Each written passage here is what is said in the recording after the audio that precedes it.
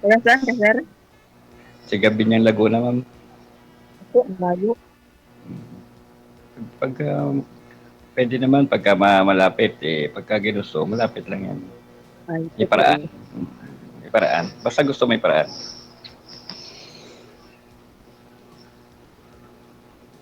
Wala na wala akong Eh, pinag-iisip. ilan taon ka na, ma'am?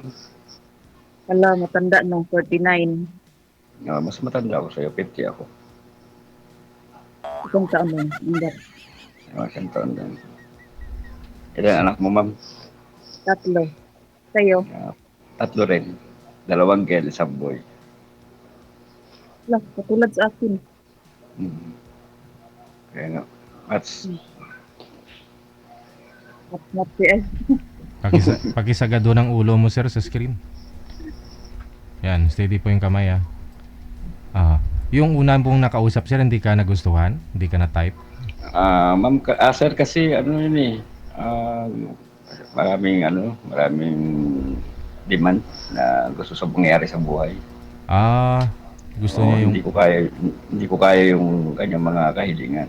Yun bang Simpleng tao lang na, gusto niya marangyang buhay, pamumuhay, ganun? opo, maranyang Ah, buhay. Kaya ako naman simpleng tao lang naman. mm.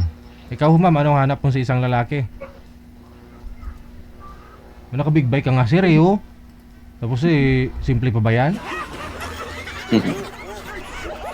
Naka 1,500cc. Oh, parang Nawala si sir. 1,800cc yata yan. Goldwing ba yan?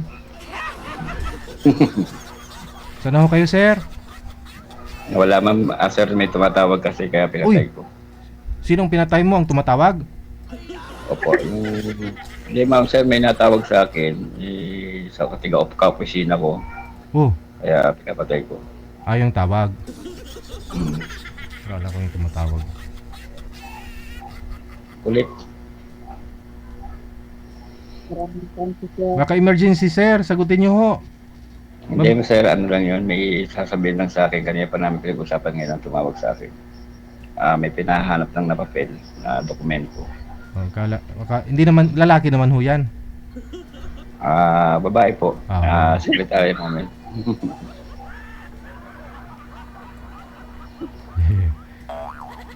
Okay.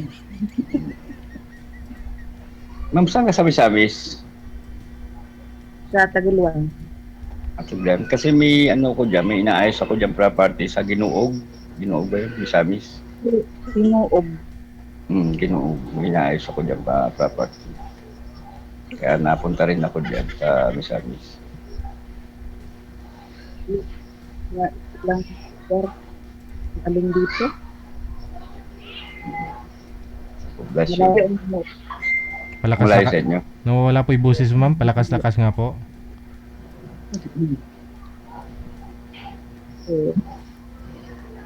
Yung asawa mo, ma'am, nasa na? Nasa ibang kamay na. Uh, parehas tayo yung sa akin, tinangay ng pusa. Bakit? Ano po yung asawa niyo sir? Isda? Oo, tinangay, sir.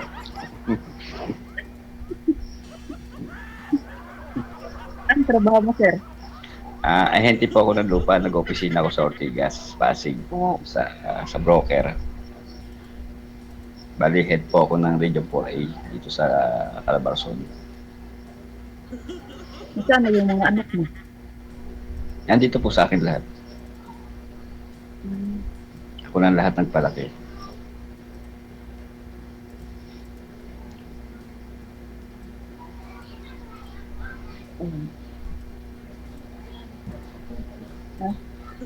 Kami. Sa'yo ho ma'am, asa na ho yung asawa mo? Kaya sa akin, sir. Nasa ibang kamay ni sir. Bali naghiwalay ho kayo, tapos nag-asawa na po siya. Okay. Ilan po anak? Ano, sir? Ilan po anak ninyo? Tatlo. Ilang taon na kayo hiwalay, ma'am? Matagal na. 2006. 2006. Tagal na nga. 2006 na. Matagal na. Ang trabaho mo, ma'am? Nasa ospital. Ang ospital yata dyan sa ano? Cagayan? Mm. Cagayan.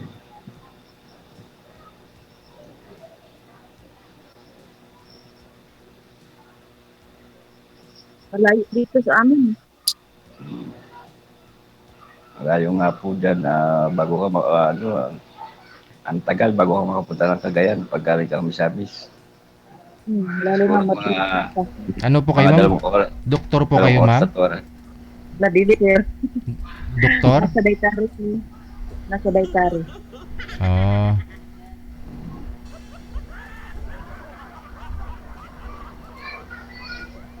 Taga-prepare ng lutuin sa mga pasyente. Mhm. Pasok ako dyan, ma'am, boy. Ala, hindi pwede. Bakit? Bawal doon. Basta may trabaho ka na dyan, dyan ka na lang. Saan tayo magkikita niyan pagka malayo ka, malayo ko. Andiyan ka, dito ako. Hindi natin alam, baka may pagkakataon. Hindi, napunta naman ako dyan sa Butuan. Sa Butuan. O sa airport dyan, nababa pag napunta ako sa Agusan del Sur. Butuan. Layo pa ang Butuan sa Hinuog, no? Hindi, malapit ang, malayo ang Butuan sa Inuog. Kasi ang Inuog, Misamis. Sana sa rin pa.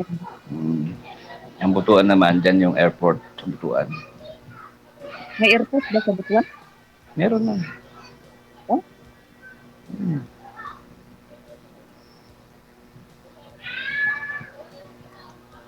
Taga Misamis ka, ma'am, di mo alam.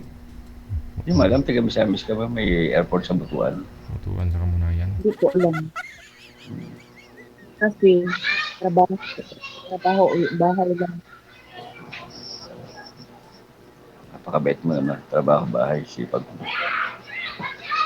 Hindi pala gala. Dapat magsipag, maraming bubuhayin. Hindi naman porket di ka gumagala, hindi mo alam na walang airport.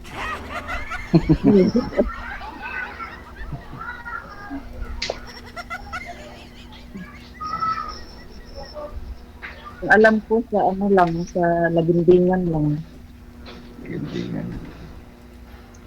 Gundingan, ano din yun? Di ba Butuan din yun? Hindi. Cagayan.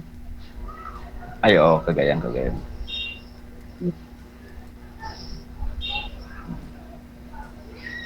Alam ko ang Napunta. Butuan, bus terminal lang. Bus terminal lang ang ulit eh. Kasi pag napunta ako ng Misamis, dyan sa inyo, sa Butuan ako nababa. Oh. Pag galing dyan, Tapos, pagaling dito. Tapos, magbabas na lang ako papunta Misamis. maraming bus patungo ng Cagayan. Galing Butuan. Kaya, siguro next month, February, nandyan ako.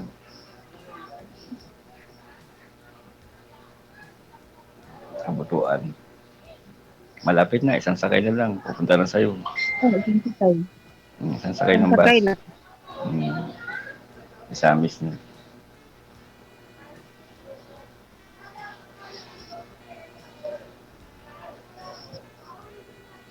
Ilang taon na po yung bunsong anak mo, ma'am?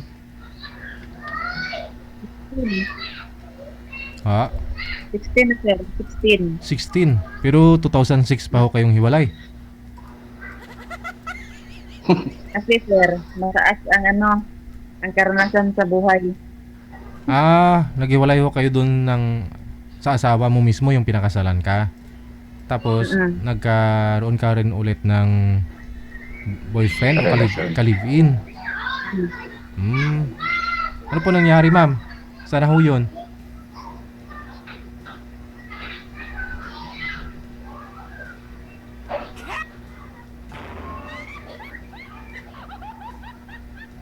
Aray!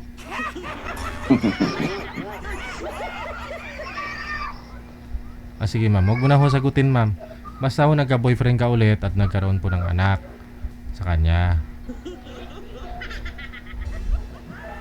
...20 years na siyang hiwalay dun sa asawa niya mismo eh. Tapos 16 pa lang ho yung bunso. Siguro after 2 years roon ho siya ng kalibin ulit. Ganun. Nawala na si ma'am, no? Tatawagan ho natin ulit, sir. Baba niyo po muna itawag. Sige sir, sige sir, sige po.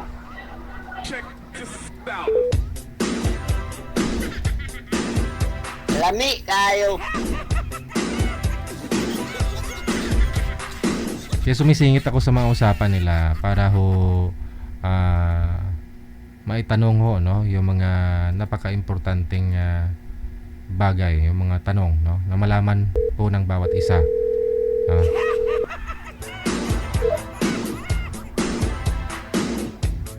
Napaka-importante pong malaman kung may pinapaaral pa, di ba? At least mababalance ho nila, no? So, malalaman ho ng bawat isa. Nawala na ako si Madam. Madam! Ano pong pangalan? Richelle!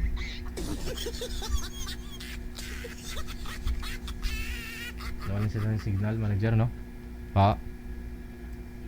Di na online. Wala na eh. Hindi niya na sinasagot eh, oh. Sir, i-PM mo na lang ho si ma'am kung mag-reply pagpatuloy po ninyo yung pag-uusap ninyo. Maraming Okay, salamat. Marami po sir. Bye.